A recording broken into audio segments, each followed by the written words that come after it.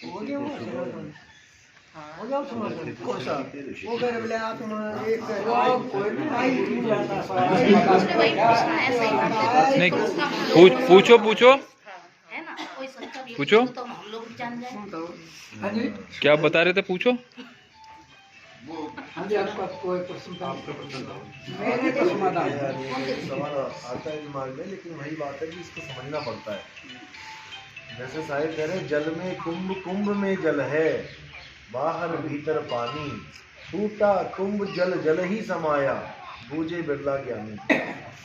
साहिब कह रहे जल में कुंभ यानी एक समुद्र है, समुद्र में मटके पड़े हैं, मटकों में पानी है, अब मटके तैर रहे हैं समुद्र में, तो बाहर भीतर पानी, टूटा कुंभ जल जल ही समाया, बूझे बिरला ज्ञानी। यानी हम जीव रूप में समुद्र से अलग हो गए हैं।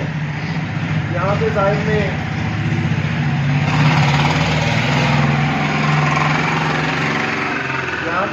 मटकों का उदाहरण दे दिया कि समुद्र से वो मटकों का जल अलग हो गया है केवल घड़े के कारण। कई जगह लहरों का उदाहरण देते हैं कि लहरों का पानी समुद्र के पानी से अलग हो गया, तभी तो वो चलता हुआ दिखाई दे रहा है। समुद्र का पानी तो स्थिर है, लेकिन ऊपर लाखों करोड़ों लहरें बन गई। अब ये क्या है? ये जीव है, यही जीव अवस्था है। अब कोई कहे कि समुद्र एक है या दो, अब नाम दोनों के अलग है, समुद्र और लहर। समुद्र को लहर नहीं कह सकते, लहर को समुद्र नहीं कह सकते, क्योंकि लहरें तो गिनती में आएंगी। 50 लहरें आ गई, 50 समुद्र आ गए, बनी बात? नहीं बनी। और जबकि है उसी का अंश, ईश्वर का अंश ही जीव है। ईश्वर एक है, जीव अनंत है। ईश्वर अंश, जीव अविनाशी। अंश का मतलब टुकड़ा नहीं है कि 50 टुकड़े कर दिए परमात्मा के, यानी वो है तो अंश मालिक का ही, लेकिन मालिक से भिन्न भी नहीं है। किसी का सहारा ले लिया उसने, इसलिए अलग दिखाई दे रहा है। उधर मटके का सहारा ले लिया, इसलिए अलग दिखाई दे रहा है। इधर वायु का सहारा ले लिया। लहरें क्यों उठती हैं समुद्र में? हवा के कारण। हवा से ही तूफान आता है। हवा क्या करती है? जब बहुत तेज चलती है तो जो सतह के ऊपर पानी होता है उसको साथ में ले लेती है। जैसे तुम चाय में फूंक मारो, फूंक, तो वो ऊपर की लहरें हिलने लग जाती हैं, लेकिन नीचे का बॉटम का चाय वैसी रहेगी। मार के देख लेना कांच वाले गिलास में, ऊपर की लहर हिलती दिखेगी तुम्हें, ऊपर की सतह, लेकिन नीचे तुम्हारी फूंक नहीं पहुंच पाएगी, वो गहराई है। तो साहिब कह रहे हैं जो ऊपर ऊपर का जीव है, यानी जो ऊपर ऊपर की सतह है, वो तो हो गया अनंत, और जो नीचे समंदर है वो है एक। अब वो लाखों करोड़ों लहरें कहां समाएंगी जाके? अगर वायु का साथ छोड़ दे तो कहां समाएंगी? उसी में समा जाएंगी, एक हो जाएंगी। अब सब क्या हो गए? एक हो गए। इसी को बोला राम कबीरा एक भय हैं और कोई ना सके पहचानी। शांत समुद्र में तुम समझ ही नहीं पाओगे कौन सी लहर का पानी कहां मिला हुआ है, लेकिन जब यही वायु के साथ हो लेता है तो हर लहर तुम्हें अलग दिखाई देती है। एक आती है, फिर दूसरी आती है, तीसरी आती है, गिन सकते हो। लेकिन समुद्र जब शांत है तब क्या गिनोगे? तब तो एक ही है। इसी को बोला गया, कबीर साहब ने इसी का उदाहरण दिया है कि हमने किसी का साथ कर लिया है, मन माया का साथ कर लिया, इसलिए अलग हो गए। और जब मन माया का साथ छोड़ के अपने में लीन होंगे तो बूंद समाना समुद्र में, जानत है सब कोई, लेकिन यहाँ पर समुद्र समाना बूंद में, बूझे बिरला कोई। यानी कि यहाँ पर तुमने कहीं नहीं जाना है कि तुम कहीं जाओगे सतलोक, अलग लोग, अगम लोग, अनामी लोग। वो परमात्मा स्वयं तुम में आ जाएगा। जब तुम अपने आप को जान जाओगे तो वो तुम में ही प्रकट हो जाएगा। इसी को बोला है घट घट मेरा साइया, सुनी सेजना कोई। हर लहर के नीचे समुंदर है, समुद्र के ऊपर ही लहर चल रही है। अब क्या करना है? पलट जाना है। समुद्र में मिलने के लिए ऊपर से नीचे जाना पड़ेगा, और यहां पर परमात्मा से मिलने के लिए नीचे से ऊपर आना पड़ेगा, क्योंकि यहां समुद्र ऊपर है क्योंकि यहाँ पर उल्टा पेड़ लगा हुआ है, सीधे पेड़ की भक्ति नहीं है यहाँ पे, यहाँ उल्टे पेड़ की भक्ति है। अब तुमने जल जमीन पे नहीं फेंकना है, तुमने जल आसमान में फेंकना है। जिसको बोला एक है सादे सब सदे, सब सादे सब जाए, माली सींचे मूल को। अब मूल कहाँ है? अर्ध मूलम उर्ध मूलम अधे शाखम। तो मूल कहाँ है? उर्ध में, ऊपर है। तो तुम्हारा सारा जल जमीन की जगह ऊपर जाना चाहिए। जब ये ऊपर जाएगा तो कहते हैं लाखों लहर महर की उपजें, वहां कहर नहीं कोई। वहां कोई कहर नहीं है, यानी तुम उस अवस्था में आ जाओगे जहां पर कहर नाम की चीज ही नहीं है। कहर यानी नाश, वहां पर किसी का नाश हो ही नहीं सकता, क्योंकि वहां पर अजर अमर अविनाशी आत्मदेव विराजमान है। और ये जीव अपनी पीव अवस्था को प्राप्त कर लेगा। कोटि तो ब्रह्मा भय और कोटि भय ईश, साहिब तेरी बंदगी से जीव होए जगदीश। ये जीव ही जगदीश हो जाएगा। लेकिन अधूरा गुरु जीवन में आ गया तो ये जगदीश की जगह यानी पीव की जगह शिव बना देगा तुम्हें। ये तुम्हें शिव वाला रास्ता पकड़ा देगा। अनहद नाद कर लो, ओम सोहम कर लो, प्राण योग कर लो, नाभि पे ध्यान कर लो, इन चक्रों पे ध्यान कर लो, मेरी काया का ध्यान कर लो, ये कर लो, वो कर लो। आत्मा के अलावा तुम्हें सब कुछ समझा देगा। और तुम एक सवाल पूछोगे गुरुजी मेरी आत्मा, वहीं पर शांत हो जाएगा, क्योंकि आत्मा का ज्ञान ही नहीं है। जिसको आत्मा का ज्ञान है वो केवल और केवल आत्मा की महिमा गाएगा। जिसको आत्म ज्ञान नहीं है वो ये दुनिया भर का साजो सामान दे देगा, पकड़ा देगा तुम्हें। चेहरा ले लो, नाभि ले लो, श्वास ले लो, ये ले लो, फलाना ले लो। अरे भैया जो हमें चाहिए वो दो। आत्म ज्ञान बिना नर भटके, कभी काबा कभी काशी, जल में मीन प्यासी, मोह देखती आवे हासी। आत्मा का ज्ञान चाहिए, आत्मा का ज्ञान। बिना आत्मा के ज्ञान के कोई मुक्त नहीं हो सकता। अब ये मत समझ लेना कि आत्मा का ज्ञान और परमात्मा का ज्ञान कुछ अलग अलग है। आत्मा सो परमात्मा, यहां तक बोला गया। जीव आत्मा सो परमात्मा नहीं है। जीव को परमात्मा मत मान लेना। जीव तो बंधन में है।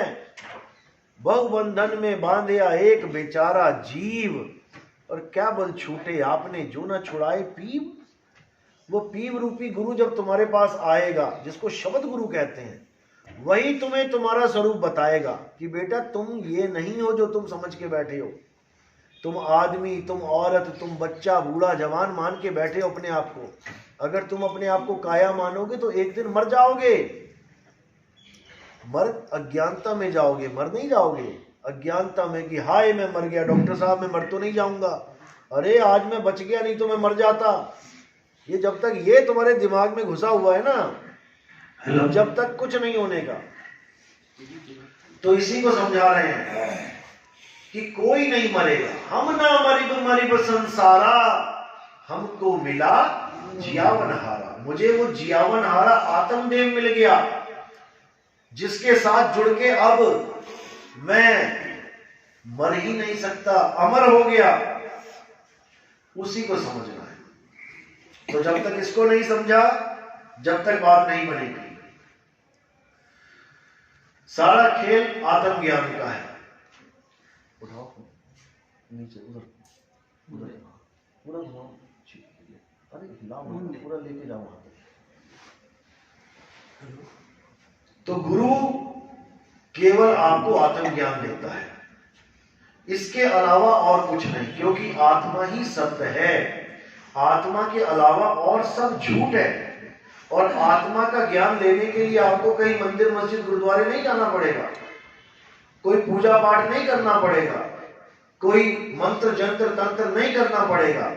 आत्मा आपके बिल्कुल पास है, तभी तो आपकी काया चल रही है। लेकिन समझ में नहीं आ रहा कि क्या किया जाए। तो साहिब कह रहे हैं आत्म ज्ञान बिना नर भटके, कभी काबा कभी काशी, जल में मीन प्यासी, मोह देख के आवे हासी। इसी आत्मा को आपने अपने पास महसूस करना है, बिल्कुल आपके पास है वो को कहाँ ढूंढे रे बंदे, मैं तो तेरे पास में। समुंदर बिल्कुल पास है लहर के, लेकिन उसका सारा ध्यान ऊपर की तरफ है। वायु ऊपर चल रही है तो वायु की तरफ ध्यान है, इसलिए वायु के साथ चल रहा है। और परमात्मा उसका कहाँ है? नीचे है। जैसी वायु का साथ छोड़ेगा अपने आप नीचे आ जाएगा, शांत हो जाएगा। अब इसी जीव का ये हाल है कि इसका परमात्मा ऊपर है, लेकिन ये नीचे मन माया 3 गुण बना के बैठा हुआ है, ये उसी के साथ चलता चला जा रहा है। जब नीचे से छोड़ के ऊपर आएगा तब ये अपने मालिक को प्राप्त कर लेगा। इसी को बोला है कि शब्द निवास आकाशवाणी, ये सतगुरु का रूप है। सूर्य चंद्र पवन नहीं पानी, ना वहां छांव ना धूप है। गुरु का रूप बता रहे हैं आपको, परमात्मा का रूप समझाया जा रहा है। शब्द निवास आकाशवाणी, वो ऐसी वाणी है जो आकाश में हो रही है। आकाश नीचे की ऊपर है? हमारा आकाश तो ऊपर ही है। जो धरती के नीचे खड़े हैं इस वक्त, उनका आकाश उनके सिर के ऊपर है, क्योंकि पैर दोनों के जमीन में लगे हुए हैं। तो कह रहे हैं शब्द निवास, उसी शब्द में तुम्हारा निवास होगा। यानी तुम धरती छोड़ के आसमान में रहोगे जाके। सांकेतिक ज्ञान है ये मत सोचना ऊपर आसमान में चले जाओगे। शब्द निवास, शब्द में तुम्हारा निवास होगा। क्यों? सुरत समाये शब्द में, वाको काल ना खाए। शब्द में सुरत निवास करेगी जाके।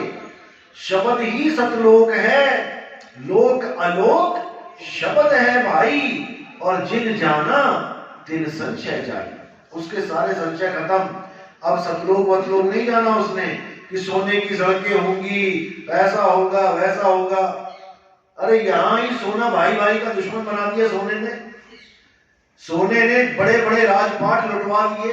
राजा एक दूसरे पे हमला क्यों करते थे? उनका खजाना लेने के लिए, जमीन लेने के लिए। जो सोना इकट्ठा करके किलो में रखा जाता था अपने, उसी को लूटा जाता था। एक राजा दूसरे पे चढ़ाई करता था, तो वो खजाना तो हम जीवों में आपस में लड़ाई का कारण बन गया। वो सोना, वहां पे सोने की सड़कों में हम क्या करेंगे जाके? फिर सोने की सड़कें खोदते फिरेंगे कि ये भी खोद लूं वो भी खोद लूं। तो ये सब छोड़ो, कुछ नहीं रखा इसमें। शब्द का भेद प्राप्त करो। शब्द सबन का गुरु है, काया का गुरु काय। और भक्ति करो नित्य शब्द की, सतगुरु यूं समझाए। शब्द सबन का गुरु है, गुरु का भी गुरु है, चेले का भी गुरु है, वो दादा गुरु है। शब्द सबन का गुरु है, काया का गुरु काय।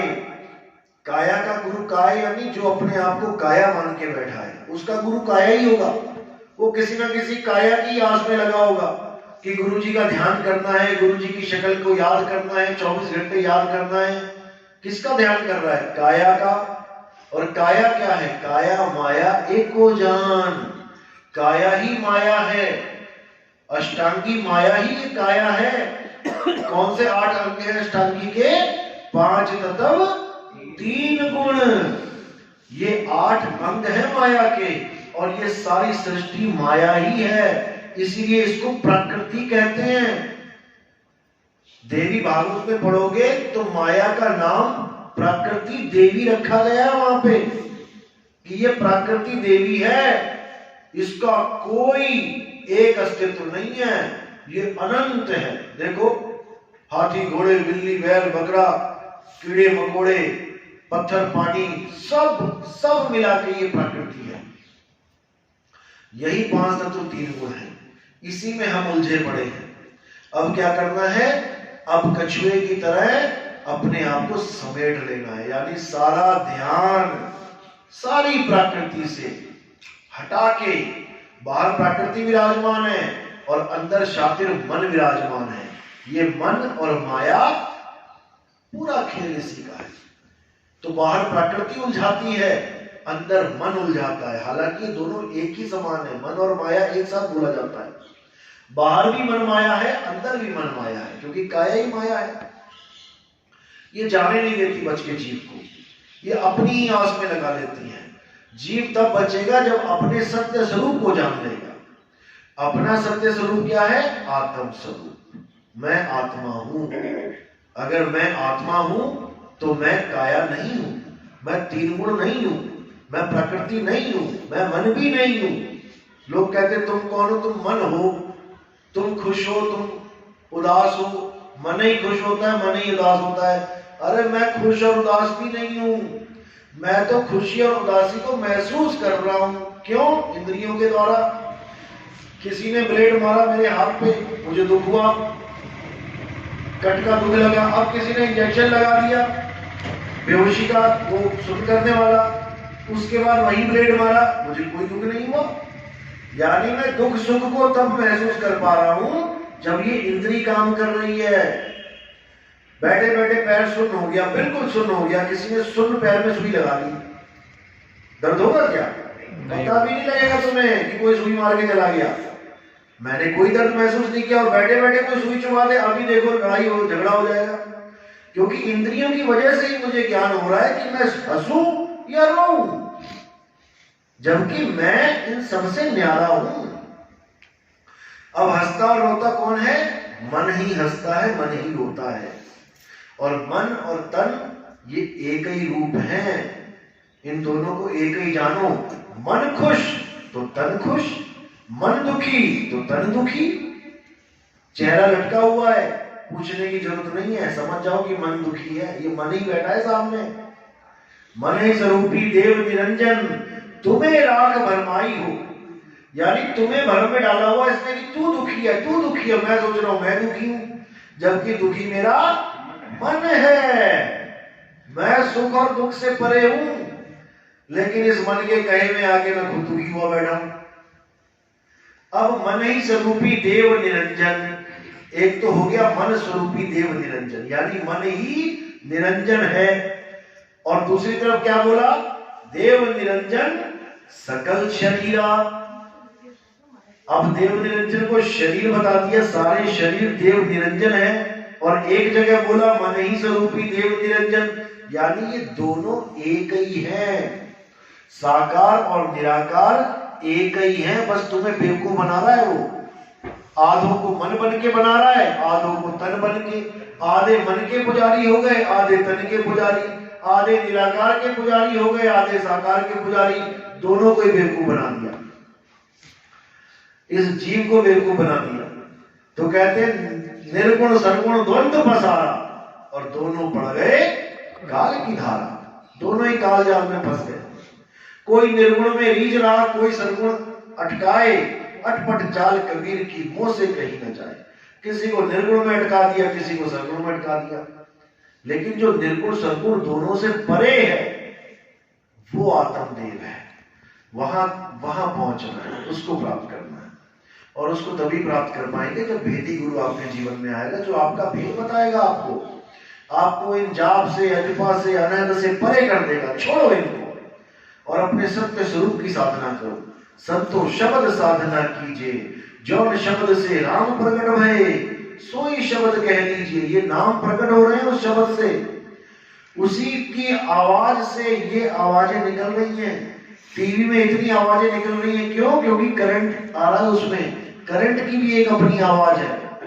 किसी उस खंबे के पास जाके खड़े हो जाना जहां अकेली तार जा रही है, 50,000 वोल्ट, 60,000, 70,000, देखो वहां पे एक आवाज आ रही है, चर खेतों में आती है ना, वो एक ही आवाज इन सारे आवाजों का बाप है।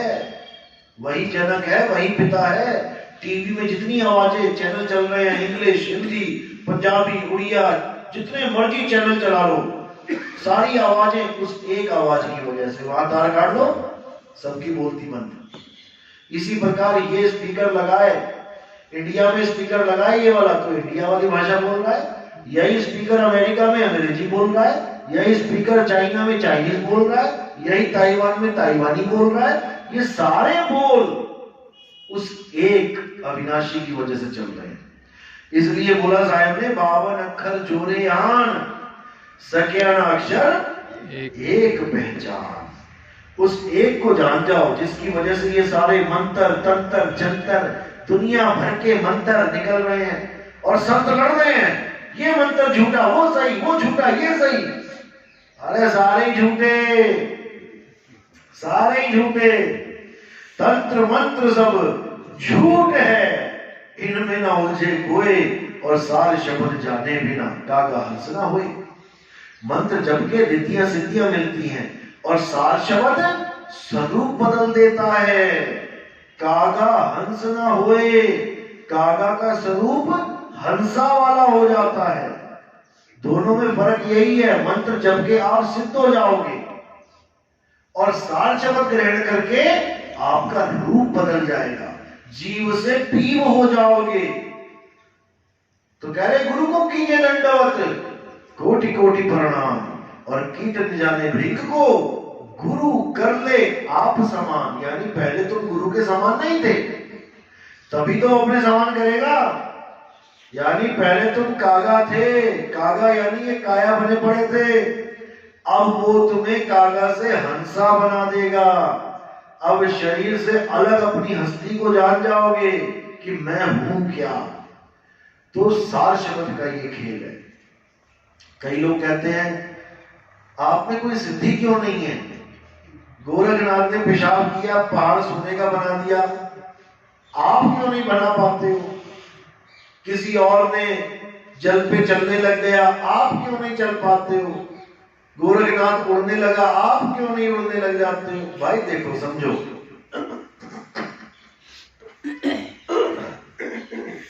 गोरखनाथ के पास जो गुरु का ज्ञान था वो मंत्र ज्ञान था। गोरखनाथ ने मंत्र सिद्ध किए थे। मंत्र सिद्ध करोगे तो अष्ट सिद्धि नौ निधि अपने आप आ जाएगी, क्योंकि आनी ही आनी है। भले तुम ना भी चाहो वो तब भी आनी है, क्योंकि तुमने रास्ता ही ऐसा पकड़ दिया।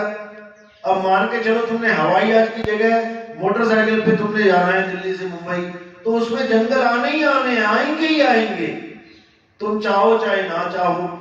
लेकिन अगर तुमने हवाई जहाज की टिकट ले ली तो एक भी जंगल नहीं आएगा। यानी अगर तुमने मंत्र ज्ञान ले लिया, मंत्र साधना शुरू कर दी, तो तुम चाहो चाहे ना चाहो मंत्रों से सिद्धि आनी ही आनी है। लेकिन जो सार शब्द का ज्ञान होता है उसमें मंत्र दिए ही नहीं जाते जपने के लिए कि इसको सिद्ध करो। मंत्रों का कोई खेल ही नहीं होता इसमें। मंत्र तो छुड़वाने के लिए दिए जाते हैं शुरू में, चाहे 1 महीना 2 महीना 3 महीना, जैसा गुरु चाहे वैसा बोले, वैसा हमने फॉलो करना होता है। तो मिनिमम 6 महीने में आपको पुराने वाले मंत्र दिमाग से आउट हो जाते हैं। उसके बाद इनको भी छुड़वा दिया जाता है, सिद्ध नहीं करना इनको। जब मंत्र ही छुड़वा दिए तो मंत्रों के द्वारा प्राप्त सिद्धियां कैसे आएंगी? जब चीनी ही छुड़वा दी तो मुंह मीठा कैसे होगा? अब क्या करना है? अब सार शब्द को जानना है। सार शब्द में एक ही सिद्धि, मुक्ति करे कहां सेवा।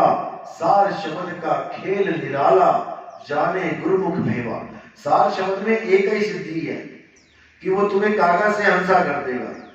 जब तुम कागा से हंसा हो गए तो तुम्हें इन रिद्धियों सिद्धियों की जरूरत ही नहीं पड़ेगी, क्योंकि रिद्धि सिद्धि की जरूरत उसे पड़ती है जो ताली बजवाना चाहता है, जो हवा में उड़ के तालियां बजवा देगा, पानी पे चल के तालियां बजवा देगा। यानी अपने अहंकार को सिद्ध करने के लिए ये रिद्धियां सिद्धियां उपयोग में लाई जाती हैं, वरना एक आम आदमी का जीवन जियो, क्या क्या दिक्कत है? शरीर को छोड़ के अपने आत्म स्वरूप में आ जाओ, क्या दिक्कत है? क्यों पानी पे चलना? जब सड़क बनी हुई है तो क्यों पानी पे चलना? जब जमीन है तो क्यों हवा में उड़ना? इससे जब पक्षी बन जाते। तो कहने का मतलब ये कि इन रिद्धियों सिद्धियों को वो प्राप्त करते हैं जो मंत्रों का जाप करते हैं। हमारे यहाँ मंत्र दिए ही नहीं जाते, छुड़वा दिए जाते हैं। एक छुड़ाए, एक लगाए, तो रिद्धियां सिद्धियां कहाँ आएंगी भाई? नहीं आएंगी। रिद्धि सिद्धि तो कबीर साहब कहते हैं ये रिद्धियां सिद्धियां तो बंधन है, ये परमात्मा से मिलने के बीच में एक रोड़ा है। जब तुम्हें ही परमात्मा बन गए हवा में उड़ के, तुम्हें कौन सा परमात्मा चाहिए? तुम्हें ही भगवान बने घूम रहे हो, तुम्हें कौन सा भगवान चाहिए? तो इन चीजों को छोड़ देना है और अपने आत्म स्वरूप को जानना है। और कोई सवाल है?